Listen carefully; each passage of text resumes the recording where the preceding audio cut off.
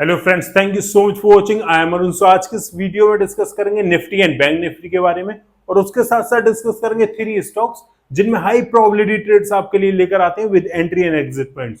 सो सबसे पहले समझ लेते हैं कि निफ्टी एंड बैंक निफ्टी में जो आज इतना बड़ा मूव आया था उसके पीछे का रीजन क्या था, क्या बैकग्राउंड थी। तो अगर आप आज की बाइंग देखोगे तो DIIs यानी डोमेस्टिक इन्वेस्टर्स ने जो हमारी नेट बाइंग करी है वो करी है 2606 करोड़ रुपीस की एक नेट बाइंग करी है। और वहीं FIIs ने जो नेट बाइंग करी है वो करी है 766 करोड़ रुपीस की। तो टोटल मिला के और जो फ्राइडे वाले दिन नेट बाइंग हुई है वो ये हमारी 3372 करोड़ रुपीस की नेट बाइंग हुई है। और ये था one of the biggest reason जो निफ्टी एंड बैंक निफ्टी में 1.5% से ज्यादा का मूव देखने को मिला हमको। सो आज इतने बड़े ह्यूज लेवल से FII DIIs ने क्यों बाइंग करी? क्योंकि देखो, कभी भी ये जो बड़े बड़े इंस्टीट्यूशनल इन्वेस्टर्स होते हैं ना, ये ट्रेडर्स होते हैं, वो हमेशा मार्केट में बॉटम को पकड़ते हैं। तो प्राइस ने एक हिंडनबर्ग की रिपोर्ट, एक नेगेटिव रिपोर्ट आने के बाद में काफी एक करेक्शंस दे दिया। करेक्शंस देने के बाद में प्राइस ने एक बेस बनाया। बेस फॉर्म करने के बाद में DII FI को क्या चाहिए कि उनको बॉटम पे बाइंग करनी है। सो कहीं इस लेवल पे जब एक बेस बन गया, कॉन्फिडेंस आ गया रिटेल इन्वेस्टर्स को, हर किसी को, तो यहाँ एक बाइंग हुई और उसके बाद में शार्प मूव देखने को मिला 1.5% का निफ्टी में, और यही हुआ हमारा बैंक निफ्टी में। सो ये वन ऑफ द रीजन है जिस वजह से FII DIIs ने बाइंग करी है इंडियन मार्केट में आज। अब मंडे को आपको कैसे अपनी ट्रेड प्लान करती है वो डिस्कस कर लेते हैं।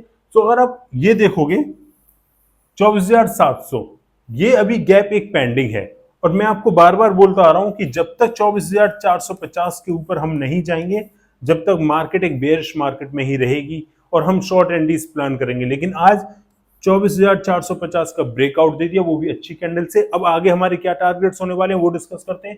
सबसे पहला टारगेट हमारा 24,700 आने वाले वीक के लिए, और उसके बाद 24,850। हो सकता है इन लेवल से हल्का फुल्का एक रिजेक्शन आपको देखने को मिले, लेकिन ये भी काफी ज्यादा चांसेस है कि नेक्स्ट वीक में आपको प्राइस ऑल टाइम हाई को भी टच करते हुए नजर आ सकता है। सो अगर मंडे वाले दिन प्राइस अपने प्रीवियस डे यानी फ्राइडे के हाई के ऊपर निकलता है, अच्छी बुलिश कैंडल होती है, वहां भी एंट्री ले सकते हैं। अगर प्राइस नीचे आता है, करेक्शंस देता है और प्रीवियस ये जो रेजिस्टेंस थी अब आगे ये सपोर्ट का काम करेगी, 24,450 पे अच्छी बुलिश कैंडल देखने को मिलती है, तो हम यहाँ भी एक एंट्री प्लान कर सकते हैं। वहीं बात करें बैंक निफ्टी की, तो बैंक निफ्टी अभी भी फंसा हुआ है अपनी साइडवेज रेंज में। और आपको क्या रेंज दी थी बैंक निफ्टी में? 50,800 और 49,650, ये दो रेंज दी थी। और जब तक प्राइस इन दोनों के बीच में ट्रेवल कर रहा है तो वो एक साइडवेज मार्केट है। ऑप्शन बायर्स के लिए मार्केट है नहीं, आपका प्रीमियम लूज करोगे और कुछ नहीं करोगे। सो आपको कैसे ट्रेड प्लान करनी है? अगर मंडे वाले दिन अब प्राइस इस लेवल के यानी 50,800 के ऊपर निकलता है अच्छी बुलिश कैंडल से, हम तभी एंट्री प्लान करेंगे। और इसके ऊपर हमारे गैप्स पेंडिंग है, ये हमारे टारगेट्स होने वाले हैं। लेकिन आने वाले वीक में हो सकता है कि बैंक निफ्टी भी एक अच्छा खासा बुलिश मूव दिखाए, जिस हिसाब से मार्केट ने फ्राइडे को अपना रिवर्सल दिया है। हो सकता है बैंक निफ्टी भी आपको निफ्टी की तरह एक अच्छा खासा बुलिश मूव दिखाते हुए नजर आए। लेकिन अभी के लिए शॉर्ट एंट्री बिल्कुल भी प्लान नहीं करोगे, लॉन्ग एंट्री प्लान करनी है। जैसे ही प्राइस 50,800 को ऊपर निकल जाएगा अच्छी बुलिश कैंडल से, हम यहाँ लॉन्ग एंट्रीज प्लान कर सकते हैं। और मैंने थर्सडे वाले दिन क्या बताया कि निफ्टी में वीडियो चल रही है, आप आराम से वीडियो देखो। प्राइस सेक्शन में बहुत कुछ सीखने को मिलेगा कि प्राइस हो सकता है कि यहाँ एक लोअर लो बनाने से मना कर दे और प्राइस यहाँ एक फॉर्म करे अपना हायर हाई, इस तरह से बनाते हुए यहां से भी प्राइस ऊपर जा सकता है। एग्जैक्टली वैसा ही हुआ बैंक निफ्टी में फ्राइडे वाले दिन। प्राइस नीचे आया और यहां अपना एक बेस बनाकर एक बहुत ही अच्छा बुलिश मूव देखने को मिला। अब ये एक साइन होता है, ये साइन होते हैं रिवर्सल के साइन, कि प्राइस यहां से चाहता है, मार्केट चाहता है कि यहां से एक ट्रेंड, कोई भी एक ट्रेंड है बेरिश या बुलिश, उस ट्रेंड का एंड हो जब इस तरह के मूव बनते हैं और एक ऑपोजिट डायरेक्शन में ट्रेंड की शुरुआत हो। तो ये वही हुआ, एक बेरिश ट्रेंड का यहाँ एंड होने वाला है और एक बुलिश ट्रेंड में मार्केट जाने वाली। अब बात करें स्टॉक्स की, तो स्टॉक में सबसे पहला स्टॉक हमारा टाटा पावर। टाटा पावर को देखोगे तो ऑलरेडी इतने सारे दिनों के पैटर्न मैंने मार्क करके रखे हुए और बहुत कुछ सीखने को मिलेगा आपको प्राइस सेक्शन में। प्रीवियस 3 वीक से हम देते आ रहे हैं टाटा पावर को, और according to price section Tata Power काम ही कर रहा है।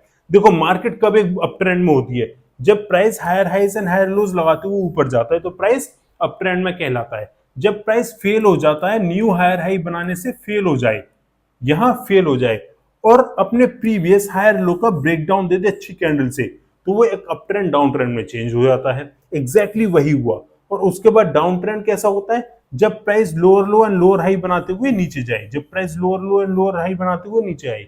और डाउन ट्रेंड अप ट्रेंड में कैसे चेंज होता है जब प्राइस न्यू लोअर लो बनाने से फेल हो जाए। सो डाउन ट्रेंड में अप ट्रेंड में जाने की संभावना बढ़ जाती है, और जैसे ही प्राइस हायर लो बना दे, एक ये हायर लो फॉर्म कर दिया, जैसे ही प्राइस हायर लो बना दे वो एक साइन देता है कि अब एक डाउन ट्रेंड अप ट्रेंड में चेंज होने वाला है।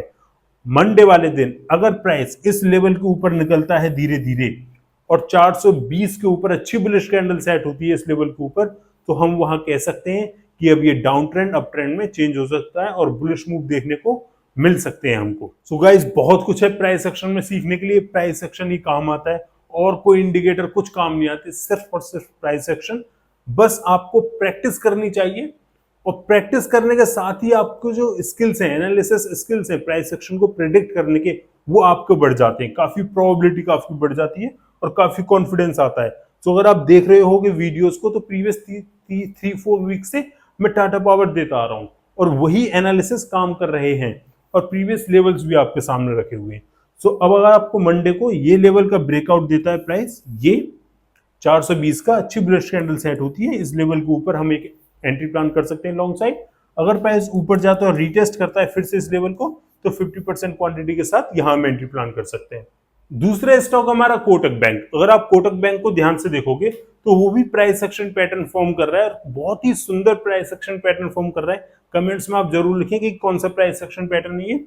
अगर आप कोटक बैंक को देखोगे तो एक बेरिश ट्रेंड लाइन को फॉलो कर रहा है प्राइस, एक बेरिश ट्रेंड लाइन को फॉलो कर रहा है, बार बार बेरिश ट्रेंड लाइन को फॉलो कर रहा है। और नीचे से अगर आप कंफर्मेशन लोगे बुलिश ट्रेंड की, तो ये एक bullish flag kind of pattern भी फॉर्म कर रहा है, bullish flag kind of pattern भी फॉर्म कर रहा है। अब आपकी प्रोबेबिलिटी क्या होने वाली है, आपकी ट्रेड कैसे प्लान करो। अब मंडे वाले दिन कैसे आप कोटक बैंक में एंट्री प्लान कर सकते हो, ये हमारा रेजिस्टेंस का लेवल है, परफेक्ट। सो अगर मंडे वाले दिन 1785 इस लेवल के ऊपर अच्छी बुलिश कैंडल सेट होती है तो हम एक एंट्री प्लान कर सकते हैं। लेकिन ये सिर्फ एक दिन का टारगेट, ये एक दिन की एंट्री प्लान नहीं है, ये एक व्यू है वीकली का, वीकली व्यू है, आवर्ली टाइम फ्रेम है। तो हो सकता है आने वाले वीक में प्राइस इस लेवल का, इस रेजिस्टेंस का ब्रेकआउट दे दे अच्छी बुलिश कैंडल से, और यहां से हमको एक ट्रेंड रिवर्सल देखने को मिल सकता है। जो ये प्राइस डाउन ट्रेंड में चल रहा है वो अप ट्रेंड में कन्वर्ट हो सकता है। तीसरा स्टॉक है हमारा टीसीएस। टीसीएस में आपको डिमांड एंड सप्लाई जोन बहुत ही अच्छे से समझ में आने वाला है। अगर आप टीसीएस को देखोगे तो प्राइस अपने ऑल टाइम हाई यानी 4430 के पास पहुंच चुका है, और 4430 एक ऐसा लेवल है जो प्राइस फर्स्ट टाइम टेस्ट करेगा, प्राइस फर्स्ट टाइम टेस्ट करने जा रहा है। और जब भी कोई प्राइस अपनी रेजिस्टेंस को, ऑल टाइम हाई को फर्स्ट टाइम टेस्ट करता है तो वहां से रिजेक्शन जरूर लेता ही लेता है, क्योंकि वो एक स्ट्रॉन्गेस्ट रेजिस्टेंस कहलाती है। एक रेजिस्टेंस कमजोर कब होती है, देखो अगर मैं ये मान लो कि एक छत है, इसको मैं बार बार टच कर रहा हूं, बार बार टच कर रहा हूं, चांसेस कि जब मैं बार बार मल्टीपल टाइम्स इसको टच करूंगा तो वो टूट जाएगी। लेकिन जब मैं फर्स्ट टाइम टच करूंगा तो बहुत कम चांसेस है कि वो रेजिस्टेंस, वो छत टूटेगी। सो फर्स्ट टाइम जब ऑल टाइम हाई को प्राइस टेस्ट कर रहा है तो हो सकता है कि वहां एक करेक्शंस देखने को मिल सकता है, इस लेवल से प्राइस एक रिजेक्शन देखने को मिल सकता है टीसीएस में। अगर प्राइस इसको ऊपर निकल जाता है 4430 के ऊपर, तो बिल्कुल आप एंट्री प्लान करो, ब्रेकआउट पर एंट्री प्लान करो 4430 के। अगर प्राइस फिर नीचे आता है, नीचे कब एंट्री प्लान करनी है, 3375 इस लेवल के नीचे आता है और अच्छी बेयरिश कैंडल देखने को मिलती है हमको, तो हम एक एंट्री प्लान कर सकते हैं। सिर्फ 4430 पर एक बेयरिश रेड कैंडल देखकर हम एंट्री प्लान नहीं कर सकते। कंफर्मेशन हमको तब मिलेगा जब प्रीवियस स्विंग यानी 3375 पे ये जो स्विंग है इस लेवल के नीचे आएगा, प्राइस अच्छी बेयरिश कैंडल फॉर्म करेगा, उसके बाद ही हम एंट्री प्लान करेंगे। और ये डेली का सिर्फ इंट्राडे का टारगेट नहीं है, ये डेली टाइम फ्रेम का चार्ट है, जो हो सकता है कि आपको आने वाले 1 से 2 यानी मंडे, ट्यूसडे, वेडनेसडे में ये टारगेट्स लेवल्स देखने को मिले। सो दोस्तों कैसी लगी आपको video, please like the video, share it with family and friends, और हाँ कमेंट्स में अपना कोई भी टॉपिक, जिस भी टॉपिक पर आपको वीडियो चाहिए स्टॉक मार्केट पे, लिखना ना भूलें। And subscribe to our YouTube channel. जब तक के लिए thank you so much for watching, have a good day, जय हिंद।